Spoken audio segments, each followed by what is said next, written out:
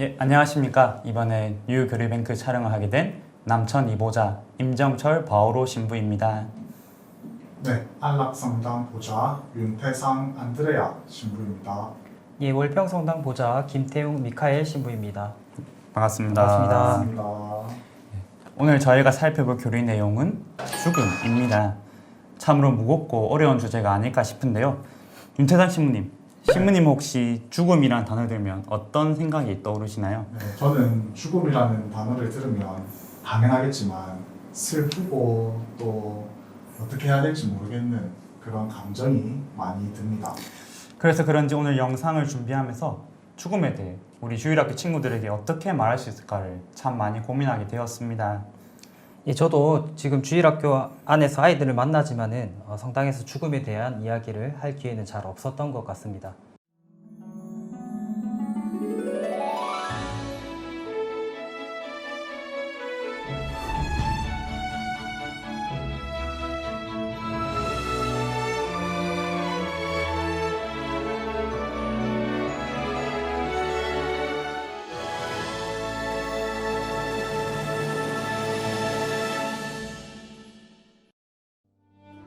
우물쭈물하다가 이런 날이 올 줄 알았지. 우리가 받아들이기 싫지만 받아들일 수밖에 없는 진실이 있습니다.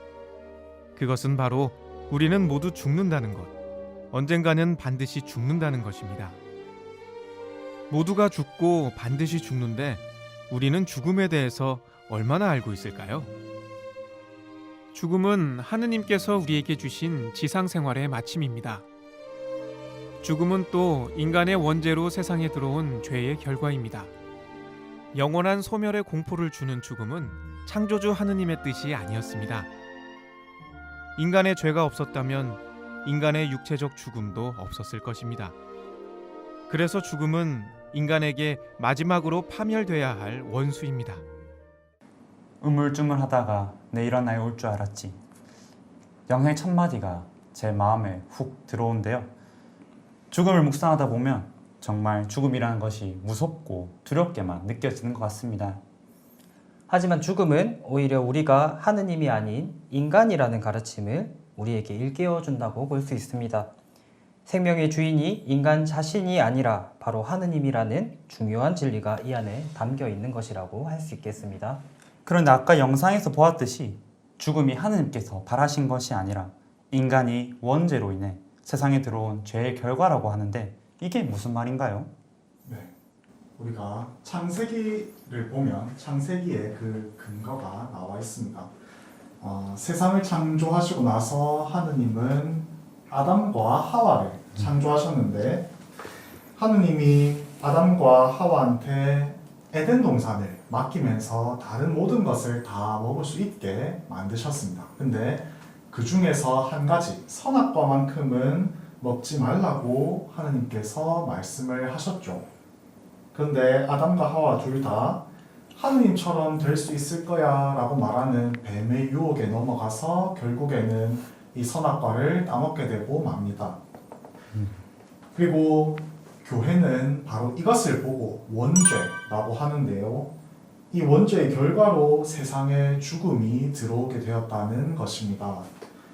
여기서 뱀은 사탄을 상징한다고 볼 수 있고, 그리고 우리 인간이 죽음을 피해갈 수 없는 이유는 하느님께서 원해서 우리에게 죽음을 주신 것이 아니라 원죄의 결과로 죽음이 우리에게 찾아왔다고 볼 수가 있습니다.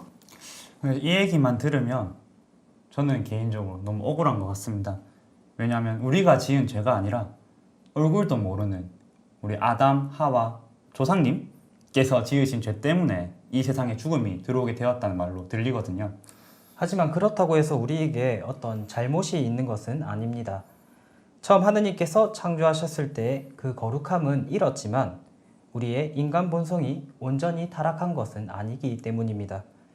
비록 원죄의 결과로 죄의 기운은 경향이 남아있고 세상에 죽음이 들어왔지만 하느님께서는 예수님의 은총으로 특별히 세례를 통해 우리의 원죄를 없애시고 인간을 하느님께 향할 수 있게 해주시기 때문입니다.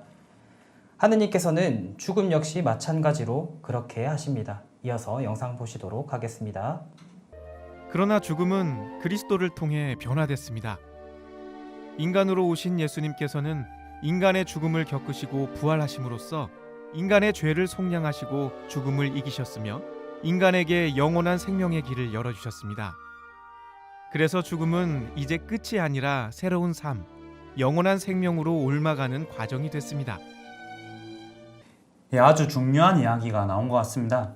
인간으로 오신 예수님께서 인간의 죽음을 겪으시고 부활하심으로써 우리의 죄를 속량하시고 죽음을 이기셨다는 말이죠.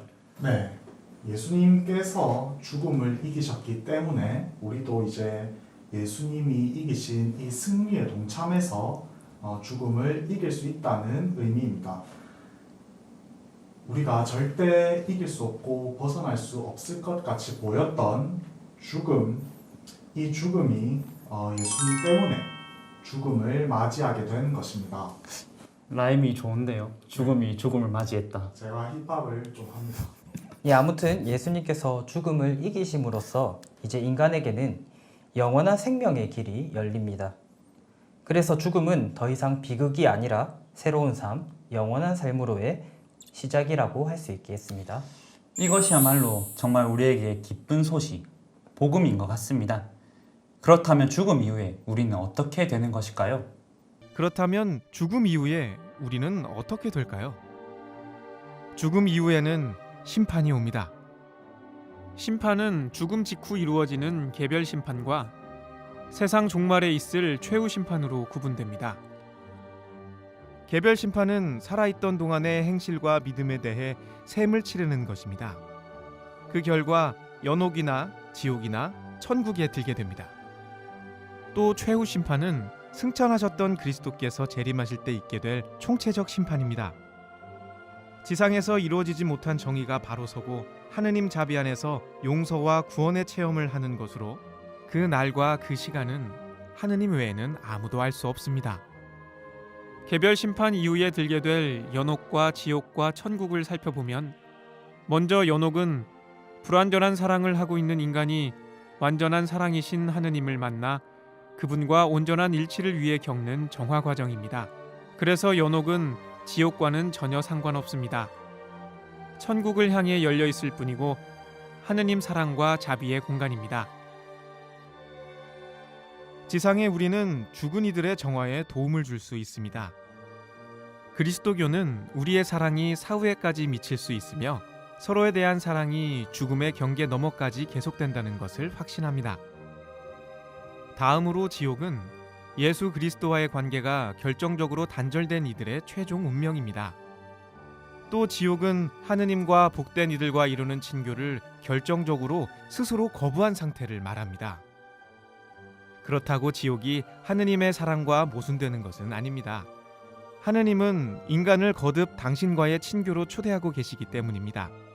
인간이 이 초대를 끝까지 거부하지만 않는다면 지옥의 상태로 빠질 일이 없습니다. 마지막으로 천국은 하느님과의 궁극적 만남입니다. 하느님께서 베풀어 주시는 그 어떤 선물보다도 값진 선물이 그분과 나누는 친교이며 그분과 함께하는 삶입니다. 천국에서 우리는 완전한 행복을 누립니다. 그리고 하느님께서는 모든 사람을 천국으로 초대하십니다.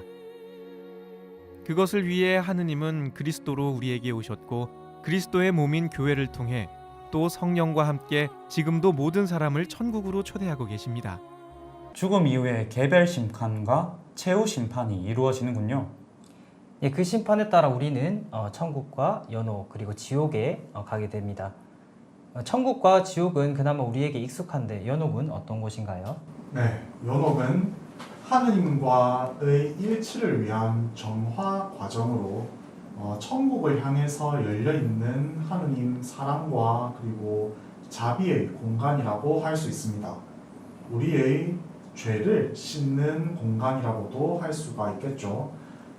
연옥에 대한 자세한 이야기는 다음 교리 때 함께 더 나누어 보겠습니다. 그렇군요. 그런데 한 가지 의문이 드는 게 하느님은 자비하신 분이신데 왜 지옥이 있을까요? 지옥을 생각하면 하느님이 조금 무섭게 느껴지기도 합니다. 지옥이 하느님의 무자비함을 보여주는 곳으로 생각해서는 안 됩니다. 지옥은 무엇보다 하느님과의 친교를 나 스스로 거부한 상태라고 할 수 있습니다. 하느님께서는 계속해서 우리를 초대하고 계시지만 자신이 딱 잘라서 하느님을 거부한 것입니다. 그렇기에 하느님의 이 초대를 거부하지만 않는다면 우리는 지옥의 상태에 빠질 일은 없다고 할 수 있겠습니다.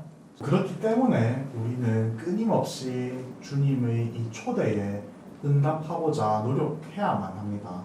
하나님께서는 그리스도를 통해서 우리에게 오셨고 또 그리스도의 몸인 지체인 교회를 통해서 그리고 또 성령과 함께 모든 사람들을 천국으로 이끄십니다. 그리고 우리가 이 사실을 기억할 때에 더 이상 죽음이나 지옥을 두려워할 필요가 없어집니다. 그렇다면 이 세상을 살아가는 우리는 이 죽음을 어떻게 준비해야 할까요? 천국은 이미 예수님과 함께 시작됐습니다. 그러나 아직 완성되지는 않았습니다. 우리는 성경과 성사, 그리고 기도와 사랑의 실천을 통해 하느님과 친교를 이룰 때 천국의 행복을 미리 맛볼 수 있습니다. 이렇듯 그리스도인에게 죽음은 결국 자신의 삶을 그대로 비춰주는 거울입니다. 하느님께서는 우리에게 모든 행동과 생각을 스스로 결정할 수 있는 자유를 주셨습니다. 동시에 우리가 당신의 뜻에 따라 살아갈 수 있도록 은총과 자비를 끊임없이 내려주고 계십니다. 지상에서의 삶은 단 한 번뿐입니다. 죽음 뒤에 환생은 없습니다. 언제 올지 모를 죽음을 우리는 항상 준비해야 합니다. 그 준비란 하느님의 사랑 안에 살기를 끊임없이 간구하며 그 사랑과 은총을 이웃과 모든 피조물에게 나누는 것입니다. 모든 언행에서 너의 마지막 때를 생각하여라. 그러면 결코 죄를 짓지 않으리라.